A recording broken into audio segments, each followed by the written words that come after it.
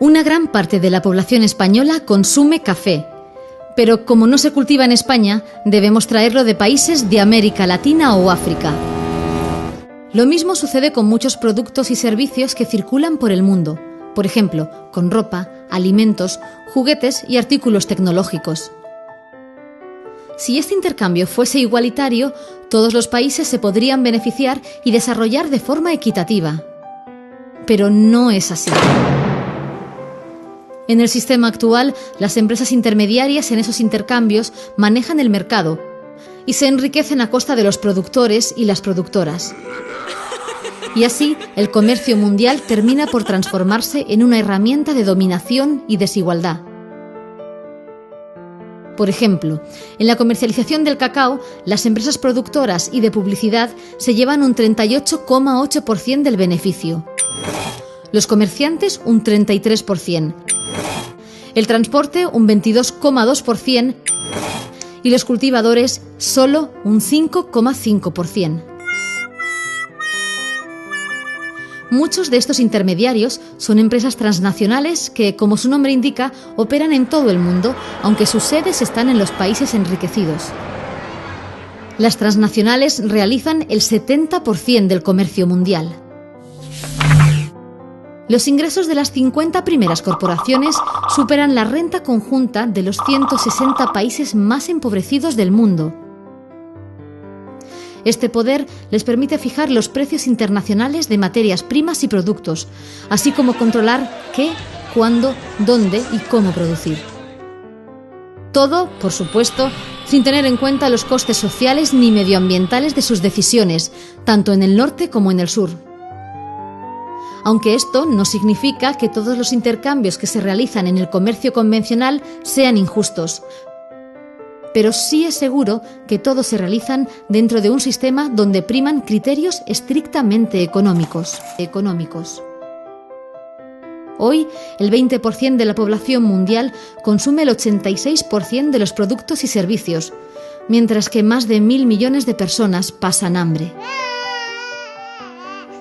Si África, el este y el sur de Asia y Sudamérica participaran solo en un 1% más de las exportaciones mundiales, 128 millones de personas saldrían de la pobreza. Frente a esto, el comercio justo representa un modelo más solidario, equitativo y ético. Un modelo integrado por las empresas familiares, asociaciones o cooperativas que producen, las personas que consumen, las organizaciones que colaboran con la producción, compran los productos y los venden, y las organizaciones que velan por el cumplimiento de los criterios de comercio justo. En total, hablamos de 10 criterios establecidos por la Organización Mundial del Comercio Justo que se deben cumplir en un intercambio de comercio justo. Crear oportunidades reales para que los productores y las productoras puedan pasar de la pobreza a la autosuficiencia económica y propia. Entablar relaciones transparentes y responsables entre organizaciones y grupos productores, donde ambas partes cuenten por igual con voz y voto. Respetar las identidades culturales de los grupos productores y procurar su estabilidad económica por medio de relaciones a largo plazo y el adelanto de al menos un 50% de cada transacción. Acordar los precios entre organizaciones y grupos productores para que estos reciban un pago justo en el contexto local y aquellas puedan vender las mercancías a precios sostenibles. Desterrar el trabajo infantil. Si hay niños o niñas implicados en un proceso tradicional o artesanal, las organizaciones deben comunicarlo y velar para que estudien, jueguen y vivan con dignidad. Admitir a cualquier persona como trabajadora y garantizarle idénticas oportunidades que al resto para capacitarse, promocionarse, jubilarse, afiliarse a sindicatos y participar de las negociaciones colectivas. Ofrecer condiciones laborales seguras y saludables y formar a trabajadores y trabajadoras sobre cómo mejorar estos aspectos en sus entornos.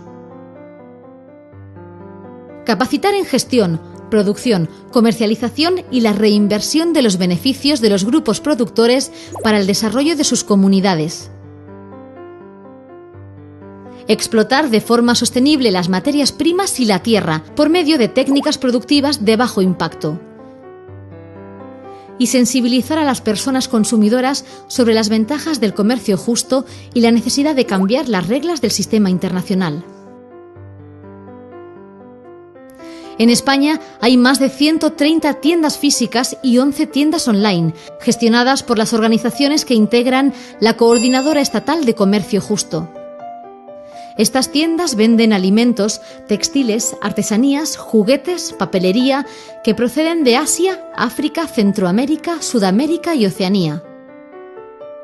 Estas organizaciones promueven un consumo responsable entre personas, empresas y administraciones públicas, para que piensen en las necesidades reales y opten por alternativas justas. Es decir, que no se fijen solo en el precio. Este modo de consumo establece una relación armoniosa entre las personas y entre éstas y el planeta. Y representa una actitud comprometida con las generaciones futuras y con un mundo más justo e igualitario. Ahora ya sabes, tú eliges si pensar con la cabeza y el corazón o solo con el bolsillo.